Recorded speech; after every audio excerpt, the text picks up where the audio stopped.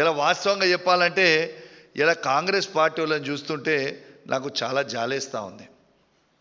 అది కాంగ్రెస్ పార్టీలో ఉన్న సీనియర్ మంత్రులు కావచ్చు, సీనియర్ నాయకులు కావచ్చు, కాంగ్రెస్ పార్టీ కార్యకర్తలు కావచ్చు, వాళ్ళని చూస్తుంటే జాలేస్తూ ఉంది.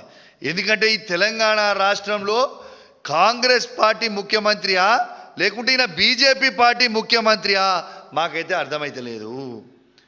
కానీ కాంగ్రెస్ పార్టీ కార్యకర్తలని నాయకులని చూస్తుంటే జాలేస్తూ ఉంది.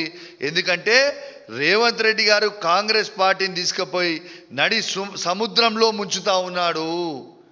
మొత్తము బీజేపీకే సాయం చేస్తూ ఉన్నాడు.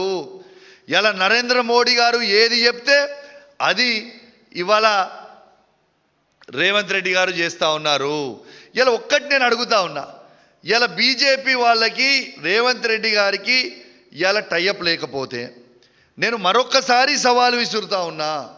ఇలా గ్రూప్ 1 ఎగ్జామ్ మీద బాజాబ్తు ఇలా గ్రూప్ 1 పోస్టులో అమ్ముకున్నారు మీరు అని బాజాబ్తు మేము చెప్పినాం. హైకోర్టు కూడా చాలా సీరియస్గా దాని మీద ఆర్డర్ ఇచ్చింది. మరి మీకు దమ్ముంటే, మాకు ఇష్టం లేదు కానీ భాషకు చెప్తున్నాం, దమ్ముంటే మీరు ఈ గ్రూప్ 1 దాని మీద సిబిఐ ఎంక్వైరీ అయ్యండి.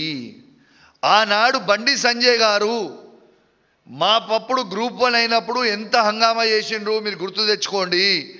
మరియు ఇవాళ గ్రూప్ 1 మీద ఇంత పెద్ద స్కామ్ అయితే బండి సంజయ్ గారే ఈ భారతదేశానికి హోమ్ మినిస్టరు. మరి బండి సంజయ్ గారు, మీరు రేవంత్ రెడ్డి గారు, బీజేపీ వాళ్ళు, కాంగ్రెస్ వాళ్ళు టైఅప్ లేకపోతే గ్రూప్ 1 మీద సిబిఐ ఎంక్వైరీ అయ్యండి. ఎందుకు దాని మీద వేయరు? ఎందుకంటే వాళ్ళు టైఅప్ ఉన్నారు కాబట్టి. ఎక్కడ వేస్తారు?